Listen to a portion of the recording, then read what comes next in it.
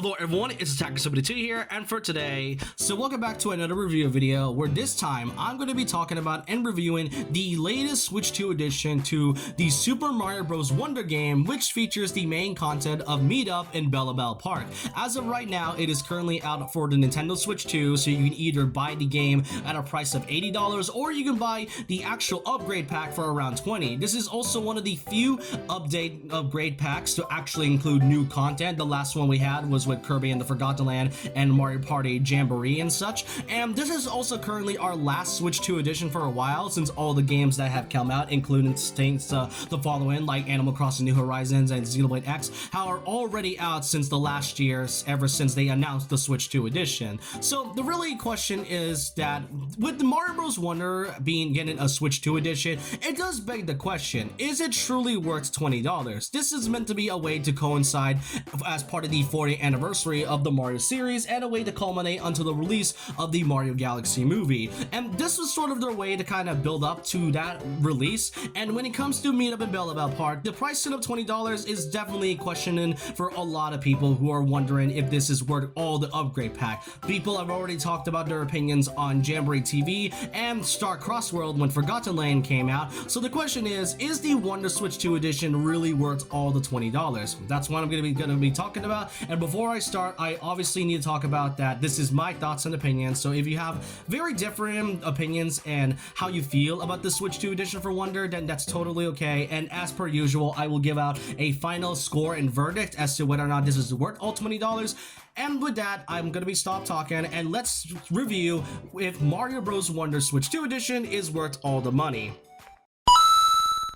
Now, to start things off, we do have to talk about the content as well as the quality and presentation. In terms of quality, I don't really think I need to talk about how very gorgeous the game looks. It is still a fun-looking, cartoony art style that Mario Wonder is really good at looking. And when it comes to the presentation itself, there is a few notable things to talk about. The main title screen, if you notice, it has the main Switch 2 edition, but if you notice at the very right of it, you can actually play the original Switch 1 version if you don't want to do the Bella Bell Park portion of it, which I find it pretty interesting. It's kind of like what they did with Jamboree TV, except unlike this one where you don't have the actual content mixed in with the main part of Mario Party Jamboree. This one does include all the main content from Mario Wonder, and then you can just simply do the Bella Bell Park at the same time. But if you do want to play the Switch 1 edition, that's basically right there. It isn't as bad as the Jamboree TV one, thankfully. It's just kind of a weird decision that they decided to do. But quality wise, I don't really think I need to talk about it in terms of presentation.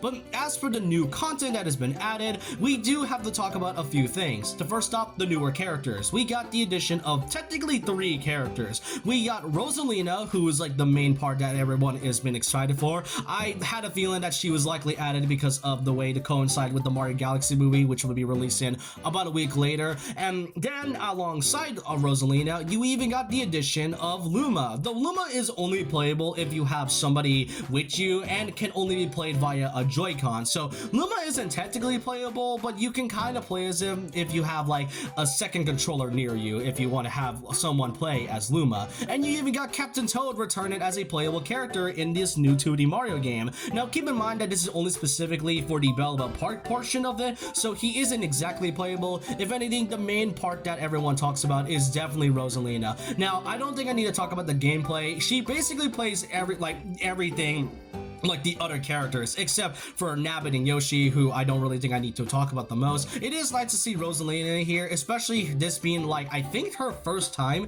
being in a 2D Mario game, so that's another plus at that. And then there's also a brand new power-up that has been added to the Switch 2 edition, the Flower Pot power-up, which is such a strange thing to add, especially from the fact that the original Mario Bros. Wonder game, as much as I do love how gorgeous it is, I do think the limitation and limited items feels pretty small at that. Even with the addition of the elephant fruit and the bubble flower and the drill mushroom, even just only 6 power-ups, it definitely feels strange. So to have a new power-up is definitely great, and I am surprised that they didn't really add this in the beginning, especially when the whole point of Mario Wonder is that it's taking place in the Flower Kingdom. But other than that, this new power-up is surprisingly versatile for what it is. You can shoot flowers up, it has a double jumps, and if you have like a very specific badge on you, then you can basically do a triple jump at that. Not to mention, it can carry water if you're going to specific water levels. This is a new power-up that I can honestly get behind. Again, I'm surprised this isn't one of the newer item power-ups that was added from the base Mario Wonder game, but better late than ever, I guess. And then there's the last physical gameplay addition that be added, and that is an assist mode. Now,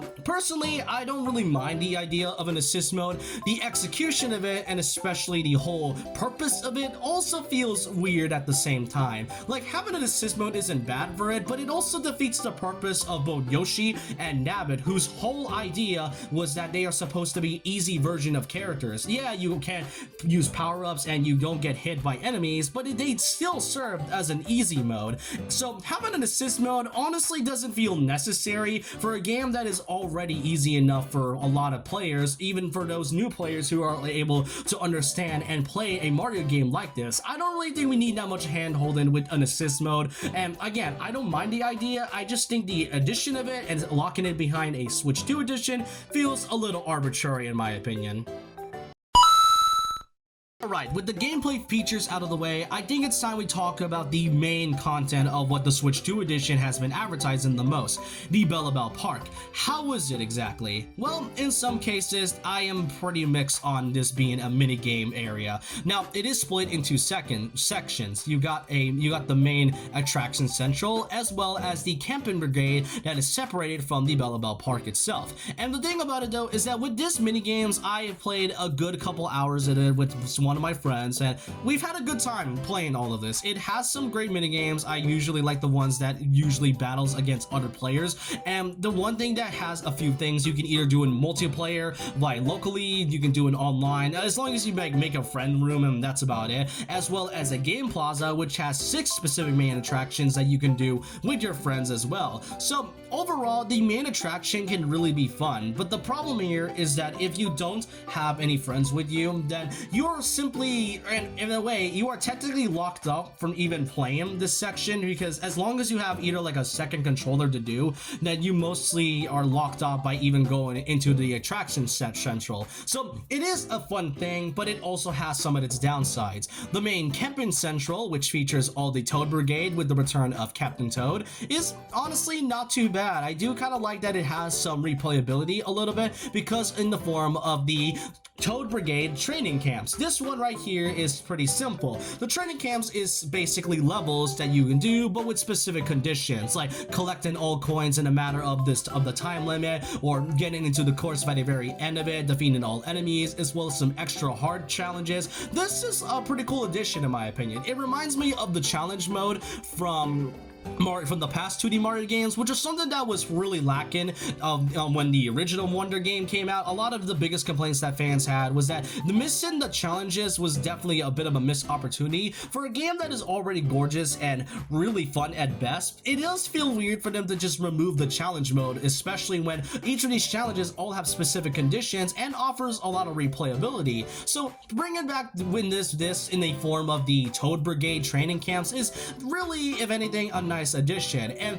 what do you really do when playing this? Well, there's also a brand new currency alongside the purple coins and the regular coins. You got something known as Bellabelle Water. Once you've gotten a lot of Bellabelle Water, you can do a few things. You can plant plants, as well as gain a lot of flowers to decorate either the camping grounds or the attraction central, and you can even build up a band, which, you know, if you have enough Bellabelle Water, it mostly is just kind of there to, you know, just act as decorations for the main Bellabelle Park. So it does give an incentive to retry a lot of these challenges, so I can at least appreciate the replayability with in the form of the attraction central and the Bellabelle Park. Now, despite Bellabelle Park being like the main portion of the Switch 2 edition, there is still a little bit of a story on this one. I mean, I say story very loosely because it kind of has one, but at the same time, it doesn't. So the story is that as you go into Bellabelle Park, the Koopalings marks their triumphant return, and this time, instead of stealing the Wonder Seeds, they steal the Bellabelle flowers, and that's mostly the main attraction. Once you basically deal with them at first, you have to go into each of their bosses one by one. There has there is a little bit of a level from each of them before you get to the main boss area, so there is still new levels in this one aside from like the main challenges. And I'm not gonna lie, the Koopaling bosses in this one miles better than what we had in the base game and what we had before. One of the biggest complaints that many had with the Switch to 1 edition of Wonder was that the bosses in this one was really boring and surprisingly small for a game as creative as Mario Wonder. It's mostly fighting against Bowser Jr. a few times with a hint of some other bosses, which I wouldn't really say they're bosses, they're more so obstacles, and then Bowser at the very end of it. Heck, in some worlds, there's not even a single boss whatsoever. So sure, while there is technically 7 levels in the form of these Koopaling bosses, these boss battles against them is really great and are miles better than what we had for when we fought them as bosses in the last 2D Mario games, where they all almost feel the same and pretty stale at best. So with the addition of the Wonder effects added into the Koopaling bosses, it makes them more refreshing than, you know, usually hitting them in the head 3 times, and that's about it. So props to Nintendo for bringing back the Koopalings and giving them a, you know, a bit of a purpose this time, and giving them a really creative bosses at that. But really, that's kind of about it. Yeah, that's all the things I have to cover for Bella Bell Park. It is surprisingly a pretty short upgrade pack for it being a $20 DLC. I mean, in some of the miscellaneous parts, you even got like the amiibo, though it doesn't really change much aside from like giving you items as well as changing the flower bed for when you're at the camping central. But yeah, that's about it. So yeah, that's all I have to say about the Switch 2 edition for Mario Bros. Wonder. It is surprisingly really short, if you can believe it, from this video, and the thing about it though is that it isn't really a bad thing. I do like the addition of Rosalina, I do like the addition of the Lumas as a co-star, and the challenges that is part of the Toad Brigade reminds me of the challenge mode that came from the past 2D Mario games. The bosses on the Koopalings are really refreshing and isn't just the same bosses all over and over again, and the main attraction of Bella Bell Park is really fun if you have friends, but unfortunately, if you don't have any friends, then you're either just locked up behind it, not to mention locking an assist mode behind the idea of it being a Switch 2 edition to a game that is already easy enough for new players to learn is definitely strange on their part, and not to mention, there isn't really much you can do once you've beaten the main part of it aside from the Bella Bell Park. And just one thing I didn't mention at the start of it, but this game doesn't run at 120 FPS, which is so strange and bizarre because this was one of the first games that they showed to be showing off the frame rate and the game running very well, so it is weird for them to not do so. I know so many fans have been wanting and are asking Nintendo for like a free Switch 2 update like they did with some of the other games that came out alongside the console, but the Switch 2 edition, it is a fine upgrade pack, but the question is it really worth $20? Well, if you're mostly in it for either like new levels and like the new story, and yeah, this is still a pretty fun thing, but if it's the only thing that you mostly can do and don't really have much to do outside of the main Bella Bell Park, then I wouldn't really say it's worth all $20. I could say $15, maybe $10 at that, but overall, my final score and verdict on Mario Bros. Wonder Switch 2 edition is around a 6.5 out of 10. Some really good additions, but one I would say is a little unnecessary at that. I don't really think it's worth the $20. As I said, $15 feels like a more viable option, maybe $10 at that. And you know, this mostly came out as a way to kind of build up until the release of the Mario Galaxy movie, and